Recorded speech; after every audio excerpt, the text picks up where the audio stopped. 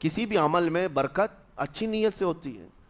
اگر کوئی روزہ اس لیے رکھ رہا ہے، جیسے بہت سارے فائدے گنائے جاتے ہیں نا، روزہ رکھنے سے کینسر نہیں ہوتا، روزہ رکھنے سے جسم کے فاسد مادے ختم ہو جاتے ہیں، نکل جاتے ہیں. ڈاکٹرز بھی مشورہ دیتے ہیں مہینے میں ایک مرتبہ، ہفتے میں ایک مرتبہ باڈی کو فری چھوڑنا چاہیے. تو یہ تو جسمانی فائدے تو رکھے گئے ہیں، لیکن اگر تم روزہ اس نیت سے رکھ رہے ہو کہ میری باڈی صحیح ہوتی رہے، تو گویا کہ تم تو اپنی دنیاوی غرض سے روزہ رکھ رہے تھے. یہ فائدے تو ملنا ہی ملنا ہے، یہ فائدے یوں بھی ملیں گے اللہ تعالیٰ کی طرف سے آپ کو، لیکن نیت وہ نہیں. روزہ رکھنے کی نیت یہ ہو کہ میرا رب مجھ سے راضی ہو جائے اور مجھے رب تبارک و تعالیٰ کا خوف اور تقوی حاصل ہو جائے. نیت میں برکت ہے، اور جن کاموں کو آپ اچھی نیت سے کریں گے اسی طرح ان کاموں میں اثر بھی پیدا ہوگا. روزہ رکھنے سے پہلے آج نیت یہی کریں کہ مولا تعالیٰ یہ روزہ میرے تمام برے اعمال کے لیے کفارہ ہو جائے، یہ ڈھال بن جائے. جانتے ہیں آپ اپنے نفس امارہ کو روکنے کا سب سے بہترین آلہ بھوک ہے. بھوک، جتنا آدمی بھوک کے ذریعے سے اپنے نفس کو مار سکتا ہے دوسری کوئی چیز نہیں. آپ دیکھیں اس رمضان المبارک میں بہت ساری حلال چیزیں آپ کو حرام کر دی گئی ہیں، یعنی سحری سے لے کر افطاری تک.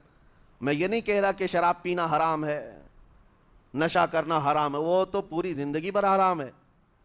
لیکن آپ کو چاول روٹی تو حلال ہے نا، سبزے سیب پھل فروٹ تو حلال ہے، لیکن یہ حلال چیزیں بھی اللہ نے آپ پر حرام رکھی ہیں، روزے کے عالم میں نہیں کھا سکتے. سحری سے لے کر افطار تک یہ حلال لقمے، پانی تو حلال ہے، پاک ہے، لیکن آپ کے لیے روزے کے عالم میں حرام ہے. اسی طرح شادی شدہ مرد اپنی عورت کے ساتھ زندگی بھر کبھی بھی جمع کر سکتا ہے، رات میں سو سکتا ہے، لیکن حالت روزہ میں وہ حلال کام بھی حرام ہے. حلال کام بھی حرام ہے، اپنی عورت سے جمع کرنا حالت روزہ میں کیوں روکا گیا؟ کھانا پینا بھی حلال تھا، عورتوں کے ساتھ شباشی بھی حلال تھی، لیکن روزے کے عالم میں ان حلال چیزوں کو روکا گیا. تو آپ سوچ سکتے ہیں اس چیز کو، سوچ سکتے. وجہ یہ ہے کہ حلال چیزوں سے آپ کو روک کر بڑے حرام چیزوں سے بچانا مقصود ہے. آج اگر اپنے آپ میں اتنا کنٹرول کر لے جاؤ کہ چند حلال چیزوں سے دن بھر بچ سکتے ہو، انشاءاللہ رمضان کے بعد بڑی حرام چیزوں سے بھی اللہ آپ کو محفوظ رکھے گا. میرے عزیزو، برا ہے ان لوگوں کا جن کو میرے آقا صلی اللہ تعالیٰ علیہ وسلم نے دعائے ہلاکت فرمائی. اس سے بدنصیب کوئی ہو سکتا ہے جن کے لیے رسول رحمت صلی اللہ تعالیٰ علیہ وسلم کی دعائے ہلاکت ہوئی ہو؟ حضور صلی اللہ تعالیٰ علیہ وسلم ایک دن مسجد نبوی شریف میں تشریف لے جا رہے تھے. ممبر پر آپ نے قدم رکھا، آمین کہا. پھر دوسرے زینے پر قدم رکھا، آمین کہا. تیسرے زینے پر قدم رکھا، آمین کہا. خطبہ مکمل کیا. صحابہ نے پوچھا یا رسول اللہ صلی اللہ علیہ وسلم، ہر زینے پر آپ قدم رکھتے ہوئے آمین کس لیے کہہ رہے تھے؟ سنو، رسول پاک صلی اللہ علیہ وسلم ارشاد فرماتے ہیں کہ میں جب پہلے زینے پر قدم رکھا تو سید الملائکہ جبرائیل امین آئے اور دعا کرنے لگے. کیا دعا کیا؟ یوں کہا، یا رسول اللہ صلی اللہ علیہ وسلم، وہ شخص ہلاک و برباد ہو جائے جو آپ کا نام سنے اور پھر اس کے بعد درود نہ بھیجے. حضور فرماتے میں نے آمین کہا. حضور کا نام سنتے ہی آپ کی زبانوں پر درود آ جانا چاہیے. اللہم صلی علی سیدنا محمد وآلہ وصحبہ وبارک وسلم. میرے آقا فرماتے دوسرے زینے پر قدم رکھا تو جبرائیل امین نے یوں کہا، یا رسول اللہ صلی اللہ علیہ وسلم، وہ شخص ہلاک و برباد ہو جائے جو زندگی میں اپنے ماں اور باپ میں سے کسی ایک کے بڑھاپے کو پایا اور ان کی خدمت کر کے جنت نہیں حاصل کر سکا بلکہ ان کو ایسے ہی چھوڑے رکھا، ایسا شخص برباد ہو جائے. حضور فرماتے میں نے آمین کہا. پھر جبرائیل امین نے کہا تیسرے زینے پر قدم رکھتے ہی. میرے آقا فرماتے ہیں جبرائیل نے یوں دعا کی کہ اے اللہ کے رسول، وہ شخص ہلاک و برباد ہو جائے جو رمضان کا مہینہ پایا لیکن اس کا ادب نہیں کر سکا، اس کا احترام نہیں کر سکا. حضور فرماتے میں نے اس پر بھی آمین کہا. جس کی ہلاکت کے لیے جبرائیل امین دعا کر رہے ہوں اور اس دعا پر سید الانبیاء آمین کہہ رہے ہوں، ایسے شخص کی بربادی کا کیا انجام ہو سکتا ہے؟ وہ کتنا بد نصیب ہوگا. اسی لیے میرے عزیزوں، مسلمانوں میں یہ رواج ہی نہیں ہونا چاہیے کہ اٹھ کر کے پوچھتے رہیں روزہ ہے کہ نہیں ہے، روزہ ہے کہ نہیں ہے۔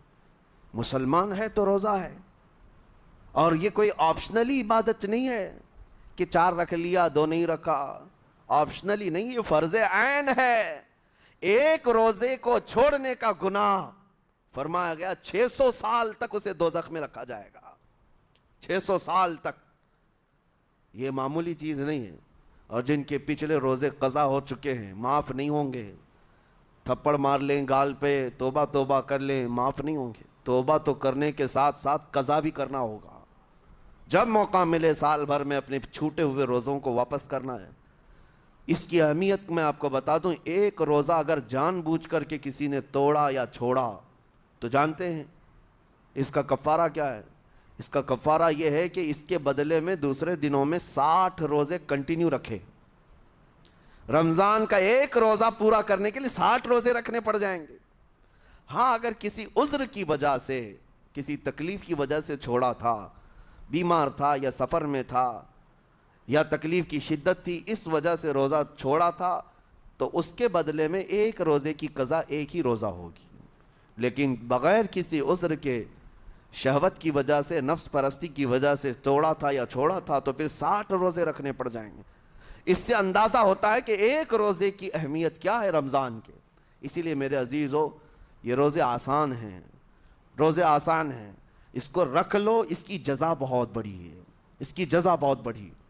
ویسے بھی آپ دوسرے دنوں میں لیٹ ناشتہ کرنے کے بھی عادی ہیں۔ ممبئی والوں کا تو حال یہی ہے، 12 بجے کے بعد 1 بجے 2 بجے تو ان کے ناشتے ہوتے ہیں، دوپہر کا کھانا تو شام 5 بجے ہو رہا ہوتا ہے۔ بس وہ ناشتہ سکپ کرنا ہے، دوپہر کے کھانے جو آپ کے ہوتے ہیں اس سے اور تھوڑا ایکسٹینڈ کر لیں تو افطاری کا وقت آ جاتا ہے۔ کوئی بہت بڑی دقت کی بات نہیں، کوئی بہت بڑے بوجھ کی بات نہیں، آسان ہے۔ آج الحمدللہ ہمارے 5 سال 6 سال کے بچے روزہ رکھ لیتے ہیں، تو بڑوں کو تو اللہ نے جو طاقت عطا کی ہے، روزہ ہرگز ترک مت کرو۔ لیکن ساتھ میں آج یہ میسیج ضرور دوں گا، نیت یہ کرو کہ مجھے تقوی مل جائے، مجھے پرہیزگاری مل جائے۔ اور یہ آپ کو خود چیک کرنا ہوگا، روزانہ رات کو نماز میں کھڑے ہو جاؤ تراویح کے، دیکھو کہ کتنی تبدیلی آ رہی ہے۔ آج میں نے روزہ افطار کیا، میرے اندر بدلاؤ آیا کہ نہیں آیا؟ اور اگر نہیں آ رہا ہے، کوئی تبدیلی نہیں آ رہی ہے، تو اس کا مطلب ہے آپ تقوی نہیں حاصل کر رہے، آپ تو روز مرہ کی روٹین پر چل رہے ہو۔ روٹین پر چلنے کا مطلب یہ روزہ نہیں ہے۔ روزہ تقوی دے کر جاتا ہے بندے کو، روزہ خوف خدا دے کر جاتا ہے بندے کو۔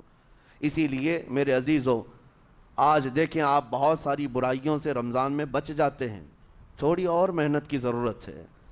ہم نے دیکھا ہے بہت سارے گھروں میں، باقی عیاش گھروں کی مجھے کوئی وہ نہیں ہے، ان سے کوئی لینا دینا نہیں، لیکن نارمل مسلمانوں کے گھروں میں بھی ہوتا یہ ہے، عورتیں بچوں کو تلقین کرنا شروع کر دیتی ہیں، گانے بند کرو، ٹی وی بند رکھو، بہت ساری چیزیں بند رکھو کہ رمضان آیا ہوا ہے۔ اور رمضان میں اگر ٹی وی لگا بھی لیا تو کچھ اسلامک چیزیں دیکھنے لگ گئے۔ ماحول تم نے خود ہی بدلا ہے اپنے گھر میں، کچھ چیزوں کو آپ نے بدلا ہے اور کچھ چیزوں کا ادب آپ نے کرنا شروع کیا ہے۔ اسی کو اور تھوڑی سی محنت کے ساتھ بڑھا لیا جائے، قسم رب ذوالجلال کی، ہر برائی رمضان میں ہی آپ سے ختم ہو جائے گی۔ جس کی کوئی چیز چھوڑنے پر نہیں چھوٹتی ہے، وہ رمضان میں کر کے دیکھ لے، اللہ کی بارگاہ میں یاد کرے کہ مولا دن بھر میں تیری رضا کے لیے بچ رہا ہوں، مجھے میری باقی زندگی میں ان گناہوں سے بچا لے۔ وہ رحمان ہے، جب وہ تمہیں اس کے بدلے میں جنت دیتا ہے تو یہاں برائیاں کیوں نہیں چھڑواتا؟ یقیناً وہ برائیوں کو تم سے دور کرے گا۔ قرآن کا فرمان عالی شان، لعلکم تتقون، اسی پر میں نے آپ کے سامنے بات رکھی ہے۔ روزے اس لیے فرض کیے گئے ہیں تاکہ تمہیں تقوی مل جائے، پرہیزگاری مل جائے۔ بعض لوگوں کو دیکھا گیا ہے رمضان المبارکہ میں بھی وہ اپنی بری حرکات سے باز نہیں آئے، ان کی روٹین ویسی ہی جاری رہی، نعوذ باللہ نظروں کی خطائیں بھی باقی رہیں۔ اور سب سے بری چیز یہ ہے کہ رمضان میں شیطان کی نیابت اگر کوئی کر رہا ہوتا ہے تو تمہارا یہ موبائل فون ہے۔ اکثر لوگ یہ سمجھتے ہیں کہ اس موبائل فون کو ہم استعمال کرتے ہیں تاکہ ٹائم پاس ہو جائے، روزہ کا وقت قریب آ جائے۔ اس ٹائم پاس کے چکر میں تم کیا کیا دیکھتے رہ جاتے ہو اور کہاں تک یہ چیزیں پہنچاتی ہیں تمہیں اندازہ بھی نہیں ہوتا، احساس بھی نہیں ہوتا، تو تمہاری رہی صحیح عبادت کو بھی یہ ہضم کر جاتا ہے، کھا جاتا ہے۔ اس کے استعمال پر اگر کنٹرول ہے تو خوب استعمال کرو، لیکن کنٹرول نہیں ہے تو اے نوجوانوں اس کا بھی روزہ رکھو، اس انٹرنیٹ کی بلاؤں سے محفوظ ہو جاؤ۔ اس لیے کہ بہتوں کو میں نے دیکھا ہے ان کے دن بھر اور رات بھر رمضان میں سوشل نیٹ ورکس پر مصروفیت ویسی کی ویسی ہے جیسے دوسرے دنوں میں تھی۔ وہ رات بھر چیٹنگ میں بھی مصروف ہیں، ایک دوسرے کو ادھر ادھر بھیجنے میں بھی مصروف ہیں، ساری چیزیں جوں کی توں چل رہی ہیں۔ تو تمہارے موبائل نے تمہیں تقوی سے بہت دور رکھا ہے، تمہیں رب تعالیٰ کے قریب ہونے نہیں دیتا۔ اپنے آپ کو بدل لو۔ ظاہر سی بات ہے یہ سخت چیز ہے، اگر کوشش کرو گے تو بچ جاؤ گے، اور تقوی اتنی آسانی سے تو نہیں ملتا۔ اپنے آپ کو سٹرگل کرو، انشاءاللہ العزیز دل پاک ہو جائے گا، پھر آپ کو اپنی زندگی کے اندر جو اجالے نظر آئیں گے وہ خود آپ محسوس کریں گے، آپ محسوس کریں گے۔